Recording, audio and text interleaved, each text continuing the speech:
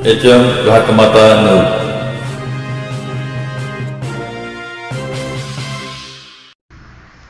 सांगली उपनगरात 15 वर्षीय निर्भयावर बलात्कार। सांगली उपनगरात 15 वर्षीय निर्भयावर बलात्कार केल्याची घटना उघड झाली आहे।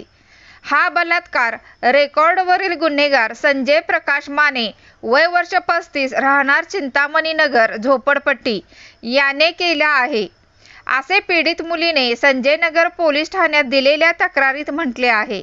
या घटनेने परिसरात एकच खळबळ उडाली असून पीडित मुलीला न्याय मिळावा यासाठी स्थानिक नागरिकांनी संजय नगर पोलीस ठाण्यास घेराव घालत पीडित मुलीला न्याय मिळालाच पाहिजे, आरोपीला फाशीची शिक्षा द्या अशा घोषणाबाजी केल्या। यावेळी भाजप नेते शिवाजी उर्फ पप्पू डोंगरे यांनी पोलीस निरीक्षक बयाजीराव कुरळे यांची भेट घेत पीडित मुलीला न्याय मिळाला पाहिजे, त्या दृष्टीने फास्ट ट्रॅक न्यायालयात खटला चालवावा, योग्य तपास करून लवकरात लवकर आरोपपत्र दाखल करा अशी मागणी केली। यावेळी पीडित मुलीच्या नातेवाईकांनी डोंगरे यांच्या समोर गहिवार घातले। डोंगरे यांनी त्यांचे सांत्वन करत आम्ही आपल्या पाठीशी उभे आहोत असा विश्वास दिला।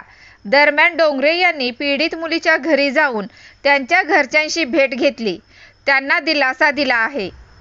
पीडित मुलीला न्याय मिळाला पाहिजे यासाठी भाजप नेते शिवाजी उर्फ पप्पू डोंगरे काय म्हणाले ते पहा। आज चिंतामणी नगर झोपडपट्टीमध्ये संजय माने नामक एक गुंड पॅरलवर सुटलेला ज्यानं 14 वर्षाच्या मुलगीवर जो अत्याचार अन्याय केलाय त्याच्यावर अन्याय केलाय, त्याला आज आटपाडीमध्ये पकडलंय, परंतु 1 महिन्याच्या आत फास्ट ट्रॅक कोर्टमध्ये ती केस चालवून त्याला फाशीची सजा झाली पाहिजे अशी आमची भारतीय जनता पार्टीच्या वतीनं मागणी आहे। आणि ही भविष्यात अशा घटना घडल्या तर आम्ही वाट पाहणार नाही, जर तो सापडला तर त्याला 100% जागेवर कार्यकर्त्यांच्या मार्फत त्याच्यावर शिक्षा दिली जाईल।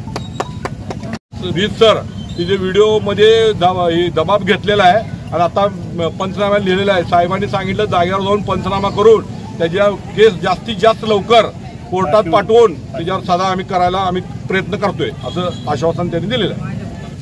आरोपीला शिक्षा, आरोपीला शिक्षा, आरोपीला शिक्षा, फाशी, फाशी, फाशी।